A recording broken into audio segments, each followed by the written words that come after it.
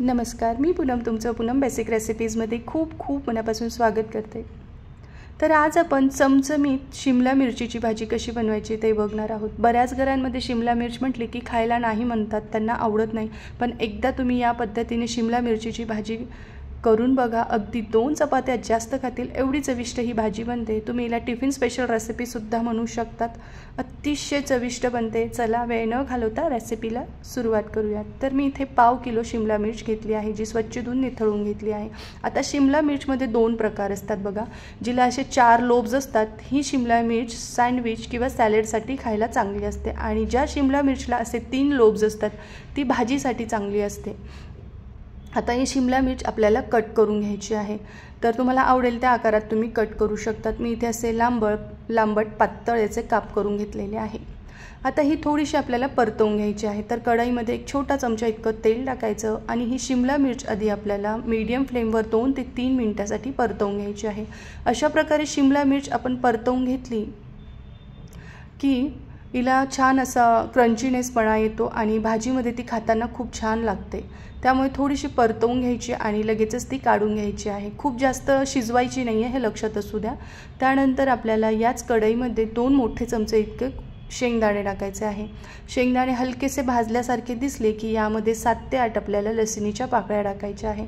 त्याचबरोबर 1 इंच आल्याचा तुकडा टाकायचा आहे आणि थोडंसं याला परतवून घ्यायचं आहे। त्याचबरोबर 2 लाल मिरच्या सुद्धा टाकायच्या आहे, सुक्या 2 लाल मिरच्या मी टाकल्या आहे, आणि 2 मोठे चमचे सुकं खोबरं किसून टाकलेलं आहे। हलकंसं खोबरं आपल्याला भाजून घ्यायचं आहे, खूप जास्त रंग बदलस तोपर्यंत काळपट रंगावर भाजायचं नाही, हे लक्षात असू द्या।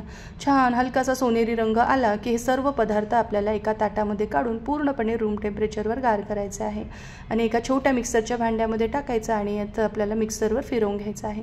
तोपर्यंत तुम्हाला एक निवेदन आहे, तुम्ही अजून माझ्या चॅनलला सबस्क्राईब केलं नसेल तर प्लीज नक्की सबस्क्राईब करा आणि बेल आयकॉनवर क्लिक करा। सबस्क्राईब करणं पूर्णपणे फ्री आहे, निःशुल्क आहे, तर नक्की माझ्या चॅनलला सबस्क्राईब करा। हे बघा, असं मिक्सरवर फिरवून घेतलं की यामध्ये एक मीडियम आकाराचा टोमॅटो रफली चॉप करून टाकायचा आणि आता पाणी न टाकता पुन्हा मिक्सरवर याला फिरवून घ्यायचं आहे। थोडंसं सरबरीत असं आपलं हे मिश्रण तयार होतं। आता फोडणीसाठी कढईमध्ये 2 चमचे मी तेल घेतलेलं आहे। तेल छान गरम होऊ द्यायचं आहे आणि मग यामध्ये आपल्याला पाव चमचा मोहरी, पाव चमचा जिरे टाकायचं आहे।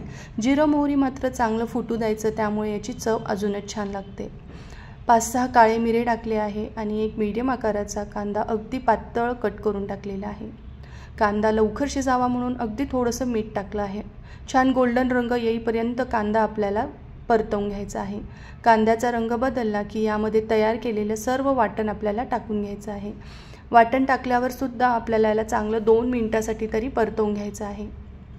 आता यामध्ये आपण चवीनुसार मीठ टाकून घेऊयात आणि पुन्हा याला चांगलं परतवायचं आहे।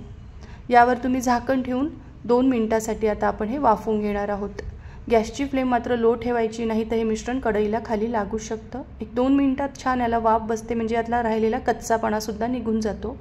तेल सुटलेलं आहे मिश्रणाला छान। आता आपण यामध्ये अर्धा चमचा लाल तिखट टाकायचं आहे, अर्धा चमचा हळद, अर्धा चमचा धना जिरा पावडर आणि अर्धा चमचा कसुरी मेथी टाकलेली आहे मी।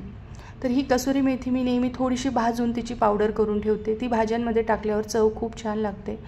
त्यानंतर आपल्याला यामध्ये अर्धा कप पाणी टाकायचं आहे। याला चांगलं मिक्स करायचं, झाकण ठेवून लो टू मीडियम फ्लेमवर 4 ते 5 मिनिटासाठी वाफवून घ्यायचं आहे।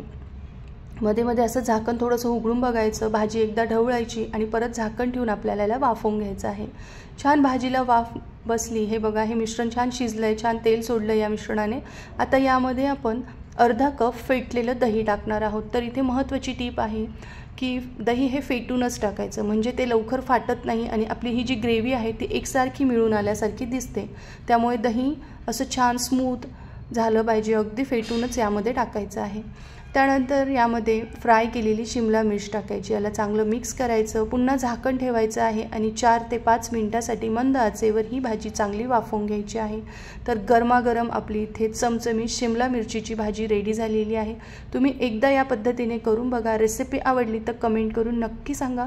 माझा व्हिडिओ पाहिल्याबद्दल तुमचे मनापासून खूप खूप धन्यवाद।